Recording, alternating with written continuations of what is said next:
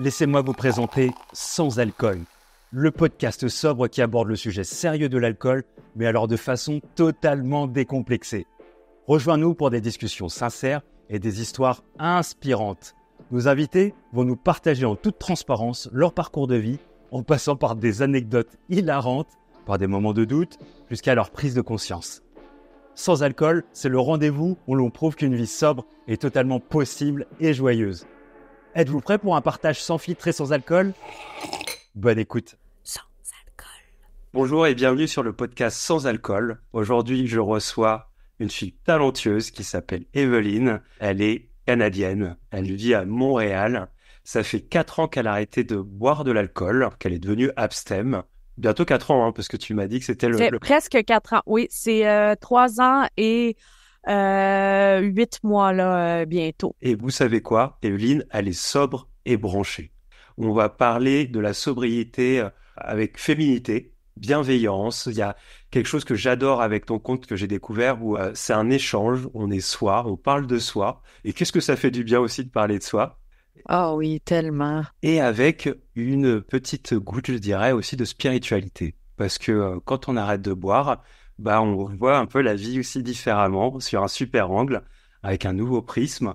Et en plus de ça, tu es la co-créatrice du podcast qui s'appelle le Sobrecast, avec une fille qui, elle, a lancé la première cave sans alcool à Montréal. Oui, exactement. Donc, une belle boutique, La Pignon sur rue. Mais c'est également une boutique en ligne. Donc, tout le monde qui est au Québec peut commander sur sa boutique en ligne. Et c'est seulement des produits sans alcool. Alors, Marie-Lou, ma partenaire du Sobrecast, elle a 6 ans d'abstinence maintenant. Ouais. OK. On lui doit le respect. Oui. Puis en plus, elle est jeune, donc elle a même pas 30 ans encore. Donc, c'est vraiment... j'admire beaucoup son parcours aussi, ouais. On va dire que la famille Abstem est internationale et je trouve ça très cool et on est très fiers de t'avoir au Québec. La consommation d'alcool, elle se passe comment toi? Comment t'as découvert l'alcool? Ça commence très jeune ici. Je pense que ça fait également partie un petit peu de la culture. Ici, la consommation d'alcool, ça se fait à l'adolescence un peu dans les espèces d'exploration qu'on va faire aussi. Et je crois que, par contre, il y a eu un important changement, je dirais, il y a une vingtaine, peut-être 20-25 ans. Il y a eu une population française qui est arrivée ici, une importante migration qui s'est passée. Et ce que ça a fait, c'est que ça a apporté le côté un petit peu plus épicurien de la culture du vin qui était un petit peu moins présente ici. Et là, c'est devenu vraiment très, très normalisé, tu sais, de consommer un petit peu à tous les jours. Mais moi, j'ai comme vu un espèce de lien avec cette culture-là qui nous a été amenée, mais quand même, c'était très présent. Tu sais, je pense que l'alcool, c'est présent depuis longtemps et c'est utilisé comme un mécanisme aussi pour survivre à nos semaines surchargées, donc c'est pas nouveau ça. Et oui, donc c'est quand même très, très banalisé, normalisé. On le voit beaucoup dans la culture, par exemple, à la télévision, dans les émissions quotidiennes. Il y a beaucoup, beaucoup d'alcool très, très présent. Donc, je dirais que c'est différent là, de l'Europe, mais quand même, il y a une forte culture ici. Ouais, tu pourrais dire que, ça, on va dire sacré français, on a ramené un petit peu une sorte de culture de le bon vivant avec le vin, avec le pinard. Moi, je vais aller un petit peu dans les clichés. Tu sais, on peut se dire, oui, le Canada avec les bûcherons qui sont un peu rustres, où il fait très froid. Donc, tu sais, t'as un peu le cliché de il faut boire pour se donner chaud. Et toi, t'as eu cette métamorphose de cet élan il y a 20 ans les Français arrivent, ils débarquent avec leur bouteille de vin sous le bras et ça devient peut-être un peu plus guindé, tu vois, un truc un peu plus Je sais pas comment on pourrait dire ça, tu Oui, vois. oui, ben une normalisation en fait de l'alcool pour une certaine classe, une D'accord. consommation quotidienne qui est bon, on s'achète du bon vin, des bons fromages, tu sais, il y a les fromages aussi qui sont arrivés, tu sais, toute cette espèce de oui parce que c'est des produits qu'on voyait moins dans les années 90 et tout D'accord. ça, donc je dirais que c'est ben tu sais ça, c'est mon analyse, hein. Tu sais, C'est je ton suis pas prisme, hein. Oui, oui. sociologue. Oui, mais c'est très bien, tu vois, Mais, d'avoir ton retour à toi, de voir que il y a eu un changement un petit peu, entre guillemets, un peu culturel. C'est vrai qu'on dit pour déguster un bon fromage, il faut avoir un bon vin, donc tu fais un peu des associations. Tu vas consommer à quelle fréquence? ben moi, tu sais, je crois que j'ai toujours été consciente que ma relation avec l'alcool était pas tout à fait normale. Alors, je dirais que dans ma vingtaine, j'ai pas consommé de façon extrême. Je dirais que c'est plus du binge drinking, par exemple. D'accord? C'est les week-ends, un bon épisode une bonne cuite, puis tu sais, après, je pouvais être plusieurs jours. Mais finalement, ça s'est installé plus comme une habitude quotidienne, là. Et tu Ok. sais, moi, je buvais une ou deux bouteilles de vin, là, à la fin, là. Donc, quand même, tu sais, une bonne quantité. Mais ça, je crois aussi qu'il faut préciser que pour moi, la quantité n'a pas vraiment d'importance. C'est plus dans le comportement de pourquoi on a ce comportement-là, pourquoi on consomme et si on n'est pas capable d'arrêter. Si on se fixe des limites et qu'on n'est pas capable de les respecter, alors là, ben, peu importe si c'est un verre de vin par jour ou une bouteille de vin par jour, je crois qu'il faut adresser cette Trouve problématique-là que dans tu as notre vie. Donc, tout à fait raison, hein. C'est vraiment de se poser la question du fait que s'il y en avait pas, est-ce que je suis quand même, j'arrive à le vivre, ou est-ce que je suis heureux, ou est-ce que je passe un bon moment? C'est vrai que quand tu regardes à l'inverse, c'est vrai que la consommation, qu'elle soit minime ou intense ou forte, toi, tu dis beach drinking, donc c'était peut-être le week-end, tu buvais très très fort, et puis après peut-être plus du tout. Mais c'est vrai qu'elle peut aussi s'installer sur une routine où on dit souvent boire, tu vois, boire un verre tous les jours. Est-ce que je suis alcoolique? Moi, je fais toujours le parallèle en disant, bah, si tu fumes une cigarette tous les jours, est-ce que tu es fumeur? Je pense que oui.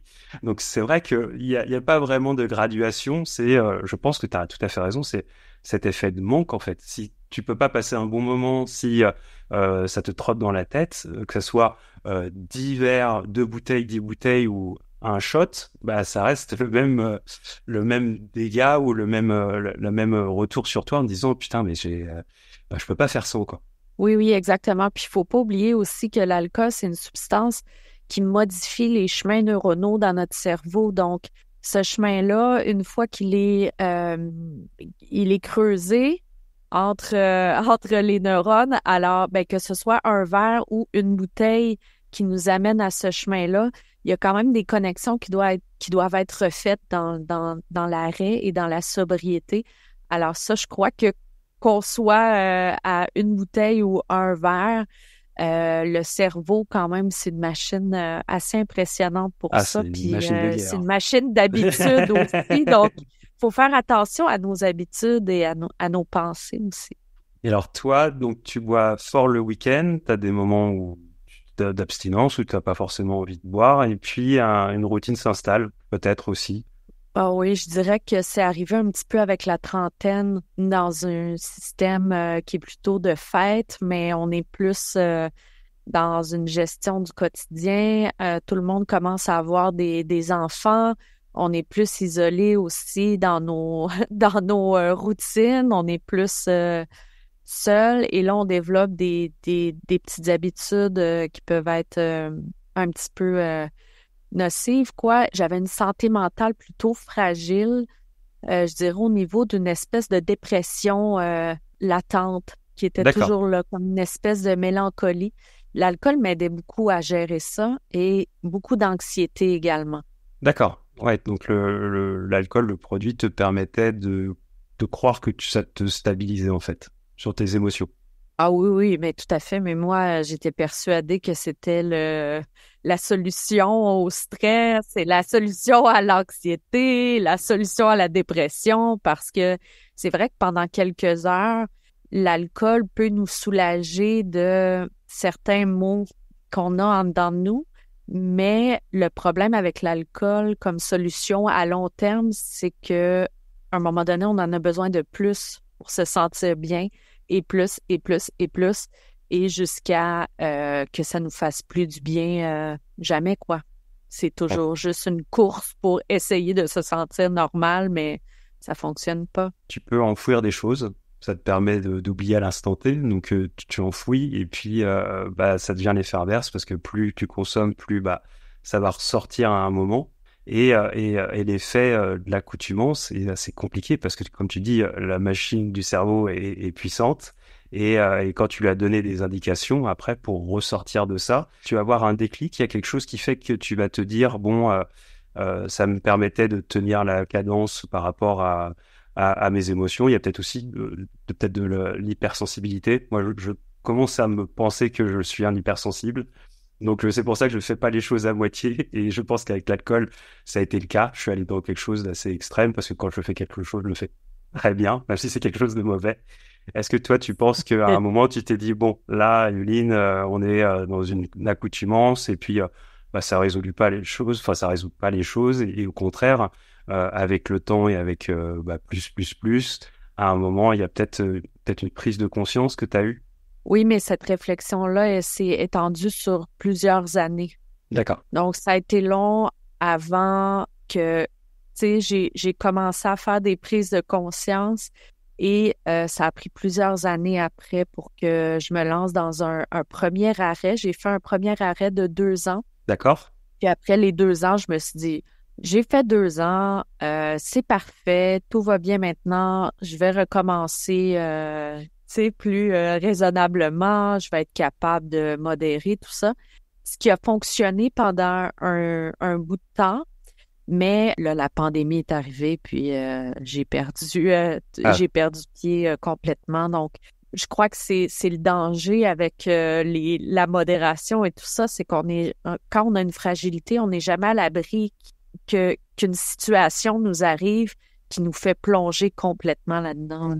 Et alors, toi, tu dirais que ton premier arrêt, était 2 ans, donc pour moi, c'est un exploit. C'est quelque chose qui venait de toi ou c'est ton entourage qui t'a fait un peu un warning? Ouais. Comment est arrivée cette décision-là?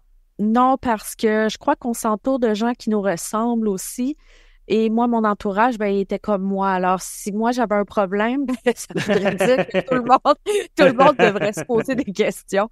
Alors, non, c'est vraiment une décision personnelle. Par contre, cette fois-là, ce premier arrêt-là, je l'ai fait seule. Je l'ai fait, j'ai vraiment pris un parcours, en fait, que je sais que je me suis rendu la tâche beaucoup plus difficile que ce qu'elle a besoin d'être. J'ai vécu beaucoup de solitude dans ce premier arrêt-là. J'avais pas de communauté, j'avais pas de personnes qui étaient sobres autour de moi. Tu sais, donc, ça a rendu cet arrêt-là très difficile et c'est ce qui a fragilisé aussi cette sobriété-là à long terme. À un moment donné, j'ai fait, j'ai exploré ça. J'ai arrêté plusieurs fois avant d'avoir mon arrêt total, mais souvent je l'ai fait parce que on me disait, je l'ai fait pour les autres. Je l'ai fait aussi beaucoup, tu vois, pour mon frère. Je sais que j'avais déconné pour son enterrement de vie de garçon, pour son mariage, et derrière je lui avais promis je ne boirai plus jusqu'à ton mariage. Donc, et je ressens ce que tu dis, c'est le fait que c'est hyper important que ça vienne de soi. Parce que si tu peux pas jouer un personnage pendant des années et c'est compliqué, je me dis, toi, tu n'es pas forcément épanoui, tu t'essayes de te retrouver, tu te trouves pas forcément parce que tu restes aussi dans le même environnement. C'est dur de vouloir changer les choses, mais de rester dans le même environnement. C'est-à-dire que tu sors encore avec tes amis, eux, ils boivent. Il est important aussi, enfin c'est personnel, c'est que de voir un petit peu la vie différemment et de s'entourer différemment. Oui, mais il faut être prêt à le faire aussi. Tout à fait. Oui, oui. Et moi, je crois que j'étais pas prête, en fait, à ce premier arrêt. C'était quelque chose qui me terrifiait aussi, beaucoup d'imaginer ma vie sans alcool. J'avais beaucoup de difficultés à me projeter dans cette vie-là. Et c'est pour ça où là, j'étais vraiment dans tu sais, le changement, hein, la rivière du changement, c'est-à-dire qu'on a encore un pied sur la rive qu'on connaît et là, il faut enlever le pied pour pouvoir plonger et traverser de l'autre côté. Et j'avais pas encore cette force-là que ça prend pour vraiment faire la traversée, là. C'est une très belle métaphore et voilà, c'est un peu aussi sauter dans le grand bain, tu vois, faut y aller à un moment. Et est-ce que tu pourrais dire que, et ça c'est important pour savoir aussi au Canada et à Montréal, est-ce que sur ces 2 ans aussi, est-ce que tu as eu une pression un petit peu sociale? Oui, absolument. Mais oui, ça c'est sûr. Je pense que on n'est pas encore tout à fait rendu là où la sobriété ou l'abstinence ou de ne pas consommer de l'alcool, ça n'est pas encore normalisé dans nos sociétés. À Montréal aussi, c'est un mouvement qui commence tout juste. Je crois que ça va aller en s'améliorant, mais c'est sûr que quand j'ai fait ces 2 ans-là, j'étais pas dans un environnement qui était très, très encourageant non plus. Oui, c'est sûr que c'était plus dans quelque chose où tu te sens peut-être un peu hors norme. Et donc, c'est un combat en plus d'un autre combat. Et c'est sûr que c'est pas propice à vraiment s'épanouir, c'est clair.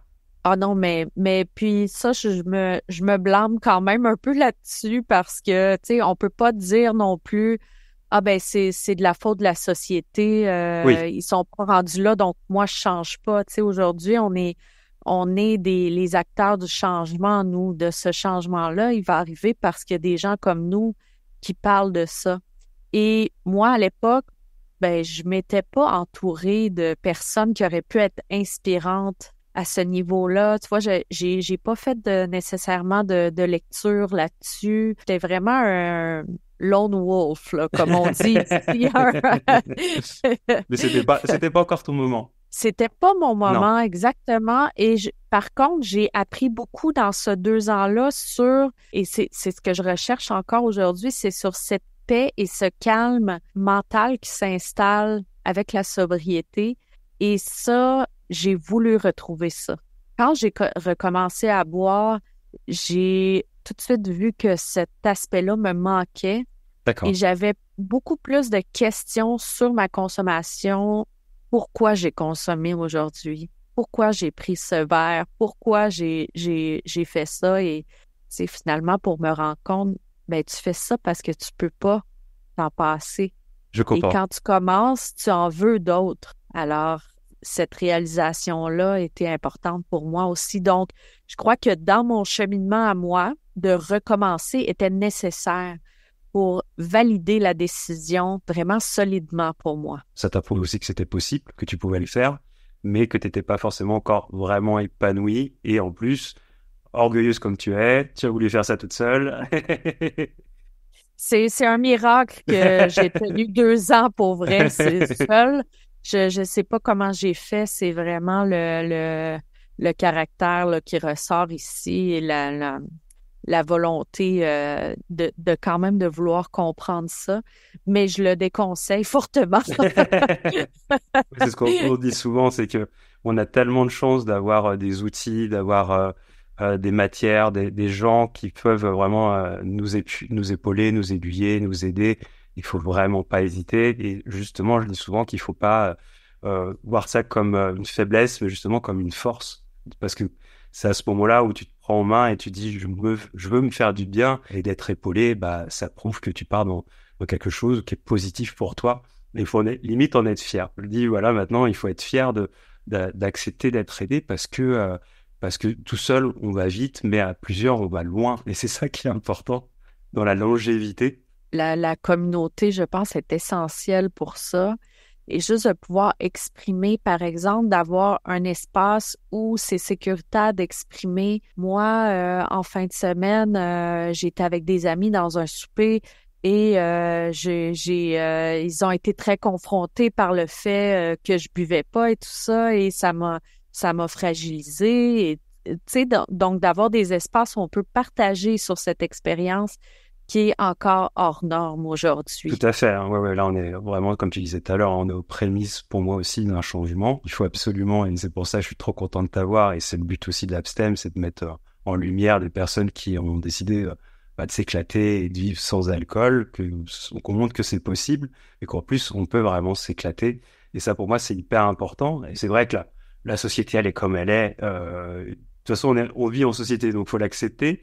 Mais il faut accepter ou respecter aussi ses valeurs. Et j'ai l'impression qu'on est en train, tu vois, d'avoir cette émulsion qui fait que bah, toi, plus moi, plus plein de gens qui commencent à en parler, parce que aussi c'est très tabou. Je ne sais pas si au Canada, si vous êtes assez libre sur ça, mais en France, comme c'est très culturel, et bah, c'est un sujet qu'on cache, on veut pas en parler, puis c'est aussi un énorme business, on va pas se mentir. Donc c'est pas facile, mais en étant plusieurs, en se ralliant, en montrant que c'est possible aussi, parce que je trouve que c'est hyper important.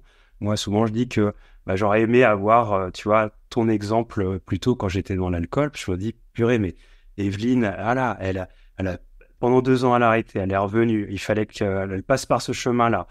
Les planètes se sont alignées. Bon, après, on va reparler comment, mais ça, ça aurait été important pour moi parce que je me serais dit, ok, c'est cool, elle me comprend, je vis les mêmes choses, t'as des anecdotes. Tu vois, rien que de dire, bah, j'étais à un souper et on m'a questionné pendant des heures du pourquoi, du comment. Moi, je suis pas là pour ça. Je suis là pour passer un bon moment, justement. Donc, ça, c'est hyper important. Et toi, le fait est que il arrive le confinement. Voilà. Il y a un confinement qui se prépare, qui arrive au Canada également. Toi, tu as une boîte qui s'occupe... tu en parleras mieux de moi. Dis-moi. Oui, c'est que moi, je suis entrepreneur. Alors, j'ai une boîte d'entretien ménager commercial. Alors, nous, on nettoie plusieurs bureaux, donc à Montréal et tout ça. Et qu'est-ce qui est arrivé dans le confinement? Ben, tout le monde a commencé à travailler à la maison. Les bureaux ont fermé. On n'avait pas le droit de sortir et tout ça. Et nous, on avait un business qui était en pleine expansion. Je suis associée avec mon conjoint, donc vous pouvez imaginer les deux. On a pas mal perdu notre revenu en même temps et ça s'est passé vraiment en l'espace de quelques jours, hein, si je me souviens bien. Mais vous c'est arrivé, c'est arrivé un petit peu plus tôt, mais moi je me souviens parce que mon anniversaire c'est le 7 mars. Alors moi je me souviens comme le 7 mars. Ça commençait à chauffer, mais on parlait pas encore. Mais en Europe, là, vous étiez déjà bien dedans. Et nous, c'est arrivé comme, je crois que le 15 mars, on n'avait plus aucun client. D'accord. Alors, tu sais, pour nous, c'était C'est un un énorme choc. choc. Ah bah ouais, là, c'est un Mais oui, tsunami. et ah oui, oui, oui. Puis ici, ce qui arrive, on parlait du business de l'alcool en même temps, et tu vas voir comment quel est le lien. C'est que ici, je sais pas si vous connaissez, mais ici, c'est qu'on a une Société des alcools du Québec. Donc, l'alcool nous est vendu par le gouvernement. D'accord. C'est pas une société privée, c'est une société d'État. Ok. Alors, Je savais pas du tout. D'accord. OK. Ben, c'est très, très intéressant ici pour que l'alcool représente dans notre culture parce que il y a beaucoup de, tu sais, la vente d'alcool, c'est un peu la vache à lait de notre gouvernement. D'accord. Alors, tout l'argent, donc, c'est pour ça que l'alcool coûte quand même très cher ici et c'est vendu par la société d'État. Et on est très attaché à cette entreprise ici au Québec qui nous vend l'alcool. Alors, quand il y a eu le confinement et tout ça, et qu'on a décidé de fermer tous les commerces, tous les bureaux et tout ça, et de garder ouvert seulement les choses de première nécessité, alors la Société des alcools du Québec est restée ouverte. D'accord. Ah Alors, oui, c'est fou. c'était un produit de première nécessité. Alors, c'est devenu un petit peu l'endroit où on pouvait quand même aller magasiner D'accord. C'est le lieu d'échange, pendant. quoi. Oui, donc, Mais ça prouve que c'est quelque chose qui est complètement ancré dans votre culture, alors.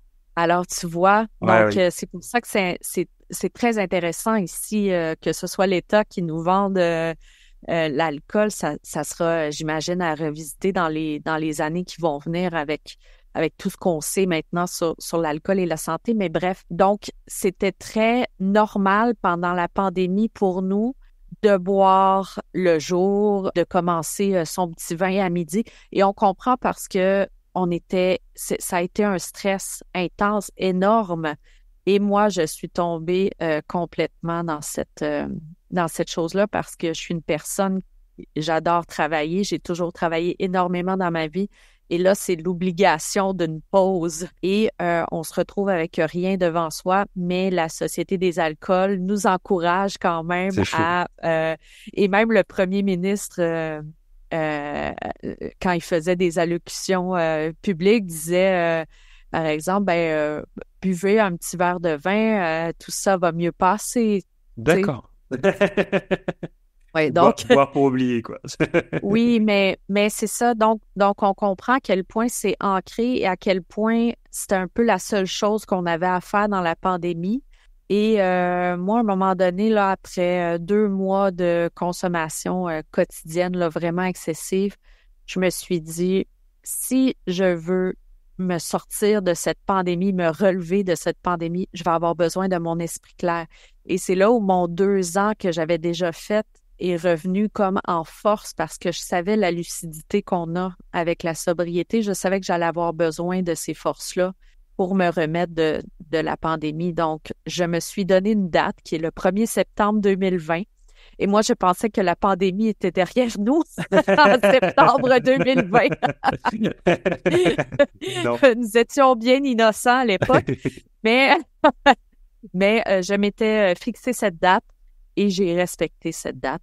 J'ai arrêté le 1er septembre 2020. Ouais, c'est arrivé comme un boomerang et tu t'es dit, avec les bienfaits que j'avais eus pendant ces 2 ans-là, c'est maintenant, il me faut cette lucidité parce que c'est un cataclysme. 1er septembre 2020, c'est fini. Oui, une magnifique journée où j'ai tout de suite senti une libération et j'ai tout de suite eu l'intuition profonde que c'était mon destin de devenir sobre. Oui, et j'ai senti que je prenais la bonne décision au bon moment. Et c'est sûr que ça n'a pas été toujours facile, mais en le sachant comme il faut, moi, je sais que je ne peux pas consommer normalement. Je ne serai jamais cette personne qui est capable de prendre un verre et aller finir la soirée comme ça. Moi, j'aime continuer jusqu'à je vais tout boire ce qui est là et après je vais aller me coucher. Ouais, donc je sais que j'ai pas de demi-mesure là-dessus. Alors, c'est ce qui fait que même encore aujourd'hui, je me raconte plus cette histoire de peut-être que je serais capable maintenant de... Non, je crois ouais, pas. t'es lucide. Tu sais que voilà, oui, pour moi. C'est pas pour toi. Oui, exactement. Pour moi, les autres doivent faire leur propre cheminement là-dedans, mais pour moi, j'en suis persuadée. Moi, je suis pareil. Et je suis complètement dans la même optique que toi. Donc, c'est quelque chose qui... voilà, moi, j'étais dans l'extrême et je recherchais toujours le plus. Et c'est vrai que là, je me dis, tu vois, tu arrives à un moment où tu as eu tes 2 ans et là, tu te dis, bon, c'est cette date, elle est précise. Et là, ce que tu vas créer, ce qui est important pour pas refaire, entre guillemets, parce que les erreurs, elles sont importantes pour évoluer dans la vie, tu vas aller chercher du soutien. Tu vas aller chercher peut-être un environnement ou des personnes qui te ressemblent, en fait, qui vivent la même chose. Est-ce que c'est ça qui va te donner l'envie de créer Sobre et Branché? Oui, absolument. C'est vraiment une volonté de connexion et une volonté de partager ce cheminement-là avec des gens qui sont rendus plus loin que moi et des gens qui commencent aussi et tout ce qu'on peut s'apporter dans ce processus-là. Et c'est vraiment, je le dis souvent, Sobre et Branché, c'est la connexion. La connexion. Et pour moi, consommer de l'alcool, c'est une profonde déconnexion. Une déconnexion à soi, une déconnexion aux autres, une déconnexion à la vie même. Complètement. Donc, oui, donc Sobre et Branché, c'est vraiment une grosse volonté de créer une communauté qui me ressemble aussi parce que je me reconnaissais pas nécessairement dans les options qui m'étaient offertes pour cheminer là, à l'époque. Et je me suis dit, quand il manque quelque chose, qu'est-ce qu'un entrepreneur fait? Alors, il faut le créer. Alors, voilà. Mais c'est des communautés de femmes, ça existait déjà, par exemple, aux États-Unis. Je crois qu'ils sont rendus beaucoup plus loin que nous là-dessus. Et même en Angleterre, il y a des belles communautés de femmes aussi. Toi qui baignes dans un environnement justement de la sobriété qui est féminin, est-ce que tu pourrais dire que il y a une pression un peu sociale du fait de la femme qui boit, d'un regard? Alors moi, ça me parle beaucoup ce que tu viens de mentionner parce que moi, j'étais comme ça, 100%, et je crois que c'est une espèce d'une reprise de pouvoir pour les femmes, de se sentir un petit peu comme ça, de pouvoir faire les choses comme les hommes. Je crois que c'est quelque chose qui revient énormément aussi. Et en même temps, je crois qu'il y a beaucoup dans le trouble de consommation d'alcool pour les femmes. Je crois que c'est l'effondrement de cette illusion qu'on a voulu nous vendre aux femmes de vous pouvez tout avoir, vous pouvez tout faire, vous pouvez faire même plus que les hommes parce que vous pouvez vous occuper de vos enfants, travailler et tout ça. Donc, je crois qu'il y a beaucoup ça chez les femmes aussi, une volonté d'échapper à énormément de responsabilités et de pression sociale d'être cette femme qui réussit tout. Et ça, je crois qu'on est en train de voir que tout ça s'effrite. Et moi, je crois que c'est correct de ne pas être capable de tout faire parce que je crois que c'est insoutenable à quelque part, cette pression qu'on met sur les femmes. Et je vois que c'est souvent dû à un épuisement pour les femmes. Moi, j'avais cette volonté-là d'être vraiment cette énergie masculine, de l'incarner parce que je crois que ça va avec du pouvoir, le contrôle sur soi, sur sa vie, tout ce qu'on peut associer à des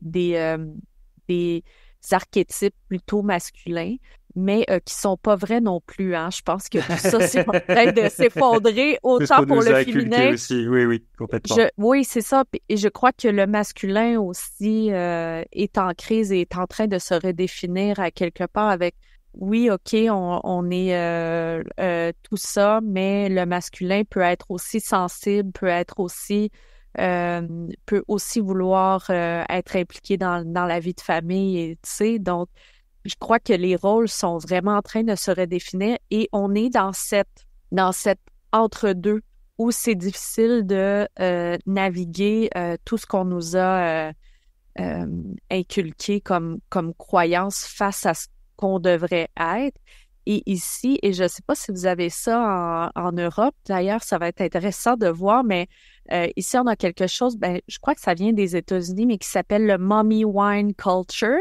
Alors, la culture de la maman qui prend du vin, hein, pour endurer ses enfants et pour, D'accord. euh, euh, oui, et pour gérer la pression d'être une mère et de toutes les responsabilités qu'elle a. Alors, c'est un mouvement qui est à la fois très déculpabilisant pour les femmes, c'est-à-dire c'est vraiment quelque chose qui est apparu sur les réseaux sociaux où on fait des blagues. Bon, maman, elle va promener son enfant dans le landau, mais elle a une tasse qui a l'air d'une tasse de café, mais c'est du vin qu'il y a dedans parce que, D'accord. tu sais, Mommy needs her wine, là. Nous, Je tu sais, on comprends. a beaucoup de slogans qui sont apparus avec ça.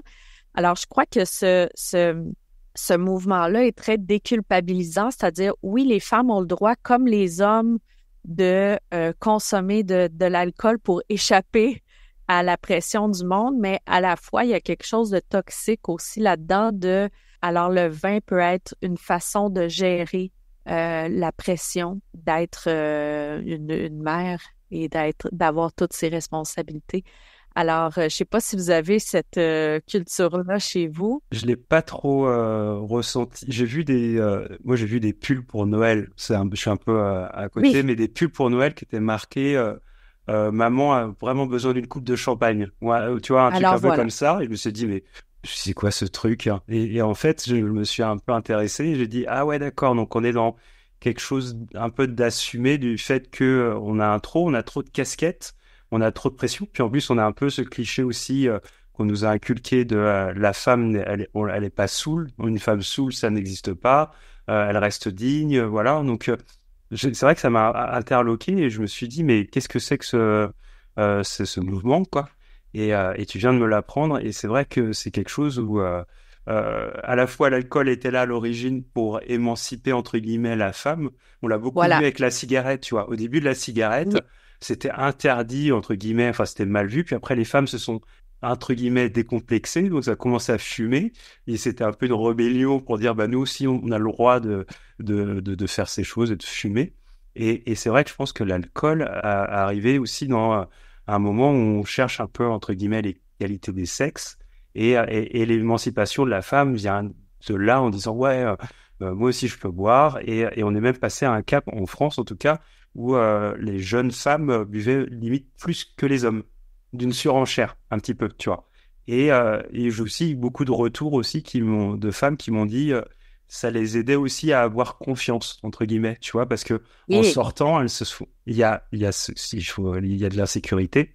Et j'avais ces retours-là de dire oui, en plus de boire, ça me permettait de déjà, comme tu disais à juste titre, d'oublier toutes ces pressions que la société me met parce que je suis le miroir de la société, il faut que je sois comme ci, comme ça, toutes les casquettes et énormément de pression. Et aussi le moment où je décompresse pour éviter d'avoir peur, entre guillemets, tu vois, peur dans la rue ou peur en sortant, je bois aussi. On arrive à un truc où la femme boit tout le temps, quoi. le mouvement d'émancipation des femmes aussi, et on l'a vu énormément. Moi, j'ai analysé un petit peu un phénomène de société aussi qui a lieu dans le début des années 2000, qui est Sex and the City D'accord. pour les femmes. Alors, c'est une série télévisée américaine, mais on a beaucoup acheté ce modèle-là de Carrie, une femme émancipée, libre, qui a tout pour elle. Elle a son drink, Ouais. le cosmopolitain. Alors, donc, tu sais, c'est le premier. Puis avant, on voyait juste ça dans les films, le personnage masculin qui était associé à sa boisson. Tout à Par fait. exemple, James Bond qui était avec son martini, tout ça. Donc, je crois que Carrie dans Sex and the City a été la première à vraiment représenter que l'alcool peut être une forme d'émancipation pour les femmes et que l'alcool est un pouvoir, en fait, pour les femmes, pour justement ce que tu as mentionné vers la fin de l'alcool me donne confiance, l'alcool me rend plus forte, me solidifie dans tout ce que la société me met sur les épaules. Tu sais, c'est pas simple, hein, tout ça, mais ça, c'est une partie de l'analyse, mais encore une fois, je suis pas sociologue, mais je l'ai noté pour moi énormément. J'ai acheté ce personnage-là. De pouvoir en parler dans un cadre qui est serein, qui est sans jugement, ça permet de partager ses anecdotes, se partager son passé et aussi son présent. Parce que je trouve que, tu vois, l'arrêt de l'alcool te permet de te réinventer, entre guillemets. C'est comme une renaissance. Et t'as des sentiments qui reviennent, qui étaient peut-être là, tu vois, peut-être de l'enfance aussi. Et de se reconnecter à ces sentiments. Je trouve que la société nous a pas forcément inculqué les faits de savoir les vivre, les reconnaître, les vivre. Et l'endormissement de l'alcool fait pour moi un réveil quand tu deviens sobre et tu as des nouvelles émotions et de pouvoir les partager, quoi. Et tu vois, je trouve que ce lieu-là, et je trouve ça génial ce que tu fais, c'est que un esprit vraiment libre, décomplexé, où les femmes vont se reconnaître, elles vont se dire ah ouais putain ça fait tilt, j'ai vécu ça ou je vis ça maintenant. Comment toi, parce que c'est con, mais même le bonheur, tu vois, on n'a pas appris à l'encaisser, tu vois. Donc d'avoir des échanges entre femmes qui se disent ah putain mais j'ai vécu ça, c'était un bonheur génial et comment tu l'as vécu et toi et de faire vraiment ce lien, je trouve ça fabuleux. Ah oui, mais c'est tellement intéressant ce que tu dis parce que moi, je me méfie plus du bonheur que de la tristesse et de ces autres émotions. En fait, quand j'ai des grands élans de bonheur, je trouve que ma sobriété est peut-être plus en danger, entre guillemets, parce qu'on se méfie moins du bonheur que de... Tout à fait. Mais c'est des émotions très fortes. Et c'est vrai, il faut apprendre à vivre ça, à les identifier. C'est très difficile au début parce que, et même encore aujourd'hui, je dirais que je suis un bébé des émotions, là, après un petit peu plus que 3 ans et demi. Je suis encore un bébé là-dessus. J'ai l'impression que ça va prendre du temps avant que je sois parfaitement capable d'identifier comment je me sens et quelle est l'émotion exacte qui m'habite en ce moment. Et c'est peut-être un défaut des hypersensibles. Je crois qu'on est submergé par plusieurs choses en même temps. Et c'est ce qui rend la tâche un petit peu plus difficile. Et les émotifs sont, je crois, peut-être plus sensibles à développer des problèmes d'addiction. L'arrêt de l'alcool te permet de te réinventer, ce que je te disais tout à l'heure, et aussi il y a quelque chose qui est important, je sais pas si tu vas me suivre là-dessus, d'avoir un projet, tu vois. Toi, Oui. tu vois, tu as eu sobre et branché, tu as eu ce désir de créer cette communauté, de pouvoir échanger avec les gens. Donc je pense que tu t'es fait du bien à faire du bien, tu vois, donc je trouve ça génial. Et d'avoir un projet, puisque comme tu le disais, pendant tes 2 ans d'abstinence, quand tu es dans le même environnement et que tu sais pas trop où t'avances mais sans l'alcool et que tu sens pas vraiment les bienfaits et tu sens pas encore aligné, je pense que d'avoir un projet, qui soit n'importe lequel, hein, qu'il soit business ou privé ou artistique, je pense que c'est quelque chose qui a un leitmotiv de fou. Et en plus, pour moi, l'arrêt de l'alcool m'a permis d'aller au bout de mes projets. Avant, avec l'alcool, j'avais plein d'idées, je partais dans tous les sens. Et ça m'a permis de me canaliser et de me dire, en plus, c'est possible, tu vas pouvoir aller au bout. Et ça marche pas. Aussi, l'échec, alors c'est jamais toujours simple, hein, faut pas croire que du jour au lendemain, comme ça, c'est magique. Mais plus tu prends en confiance, plus les échecs, tu t'en fous, parce que tu te dis, c'est pas, ce chemin-là va me permettre d'aller sur un autre chemin, et tu relativises. Et voilà, d'avoir un projet, qu'est-ce que tu penses de ça? Est-ce que tu as des femmes qui te disent, moi maintenant, j'ai arrêté de boire, je pars sur ce projet-là? Est-ce que tu as des retours comme ça? Tellement, tellement. Et je crois que moi, j'ai vu toutes sortes de choses. J'ai vu des femmes qui ont changé d'emploi. J'ai vu des femmes qui ont parti des entreprises. J'ai vu des femmes qui écrivent des livres, qui réalisent des Génial. rêves, qui reprennent des passions qu'elles avaient laissées de côté. Et c'est pas obligé d'être dans des trucs grandioses, hein. Des fois, ben maintenant j'ai l'énergie dont j'avais besoin pour m'occuper comme il faut de ma famille. Tout à Et fait. puis c'est merveilleux aussi. Pour moi, Complètement. c'est aussi puissant parce que là, on influence une lignée au complet.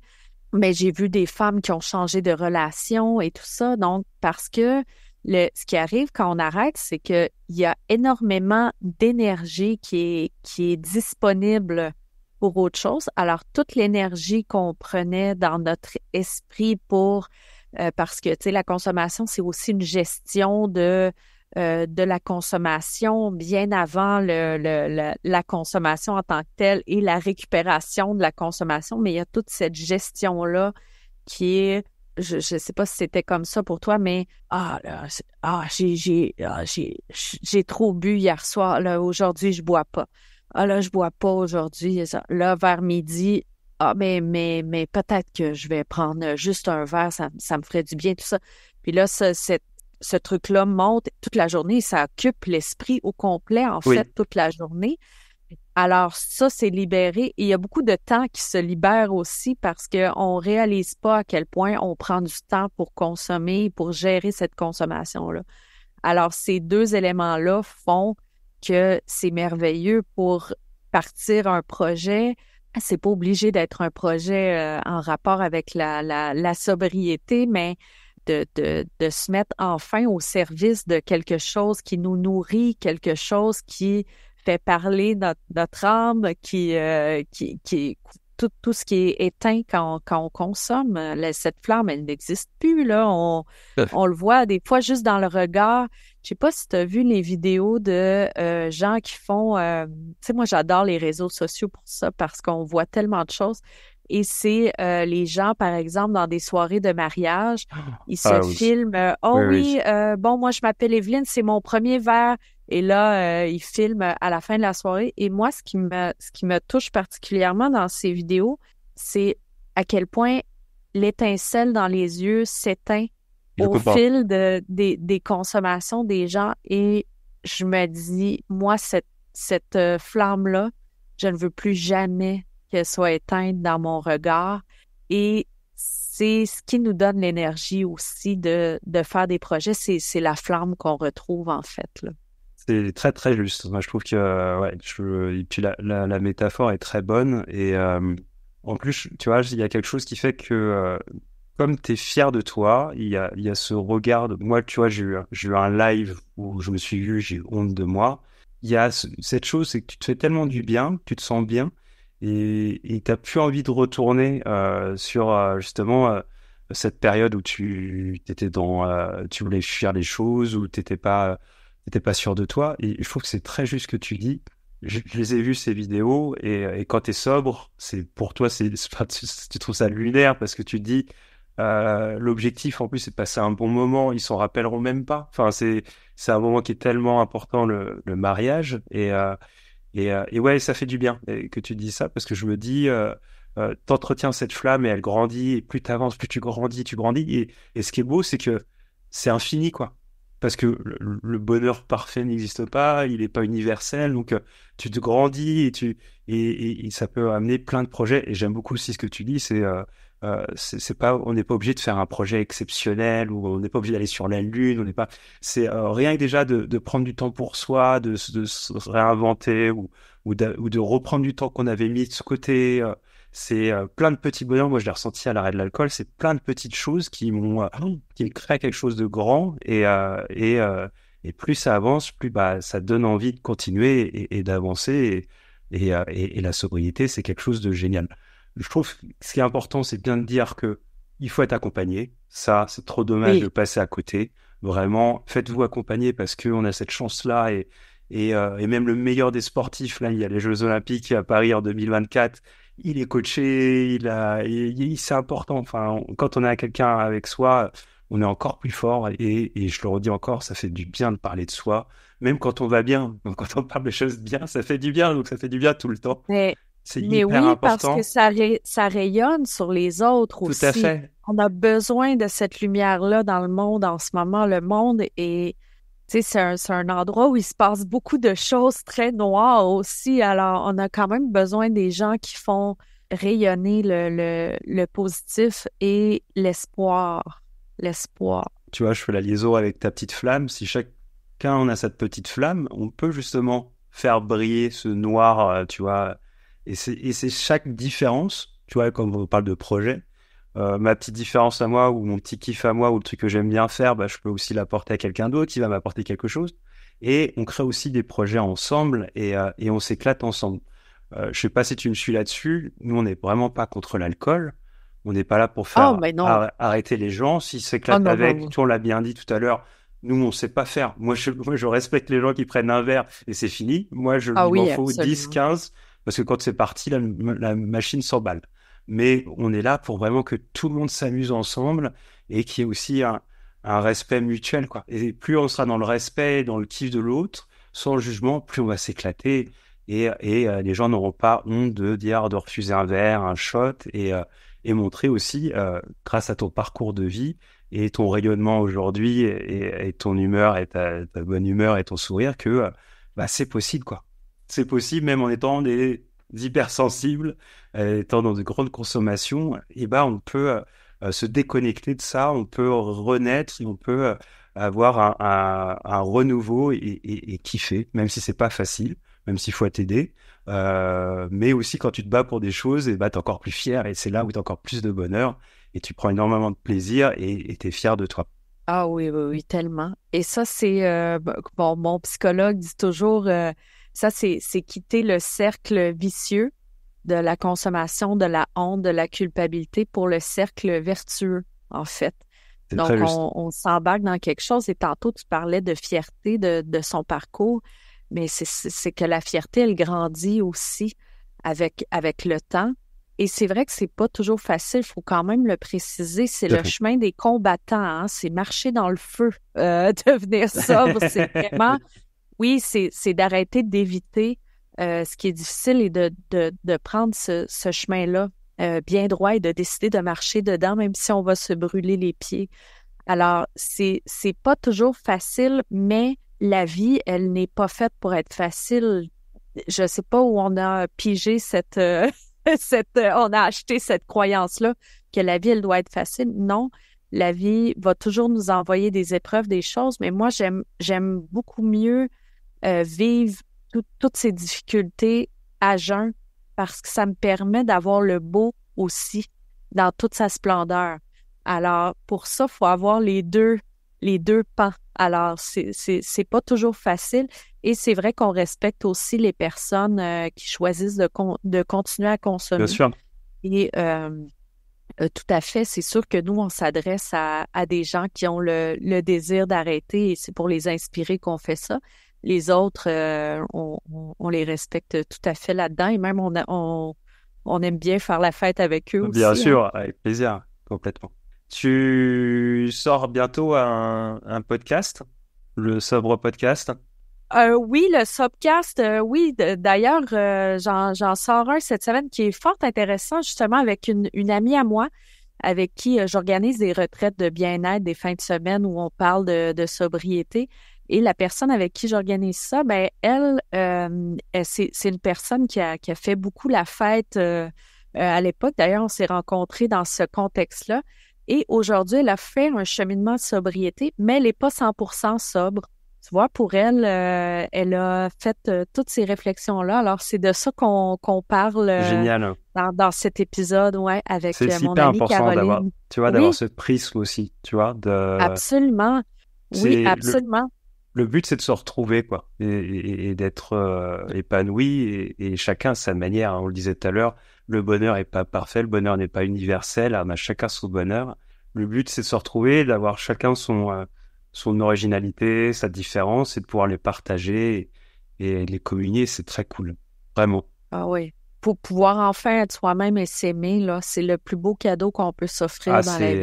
Là, faut le mettre sur la liste du Père Noël parce que c'est le plus beau des cadeaux. En tout cas, pour moi, Absolument. Ça a été vraiment ma révolution. Je suis d'accord. Pour moi aussi. Merci beaucoup ça fait pour plaisir. tout ça. Merci. Ça fait chaud au cœur. Merci pour ton partage. Tu montres avec bravoure, avec transparence, avec sincérité et avec le sourire. Donc, t'es solaire et ça donne envie d'aller dans ton pas. Donc, c'est très cool. On te retrouve sur ton compte, sobre et branché. Oui, sur Instagram. Et j'ai aussi un site web sobreetbranché.ca. D'ailleurs, J'ai des abonnés de la France. J'en suis très fière. Génial. Alors, les femmes françaises peuvent également s'abonner à ma plateforme pour venir échanger avec nous. C'est tellement de bonheur. Moi, c'est le mot seul. J'aurais voulu être enceinte, voilà, et j'aurais voulu être une femme pour pouvoir aller sur le site. Voilà, sobre et branché. Bravo aussi pour tous vos projets, puis continuez. C'est comme ça qu'on va changer ensemble. Les mentalités. On est une belle famille et qui s'agrandit, et ça, c'est hyper important. Et tu prouves en plus que Abstem, ça, à l'international. J'adore. Au Canada, donc on est trop fiers de ça. Merci beaucoup, Evelyne. Merci pour ta bonne humeur. Beaucoup. À bientôt. Un immense merci d'avoir partagé ce moment privilégié avec nous.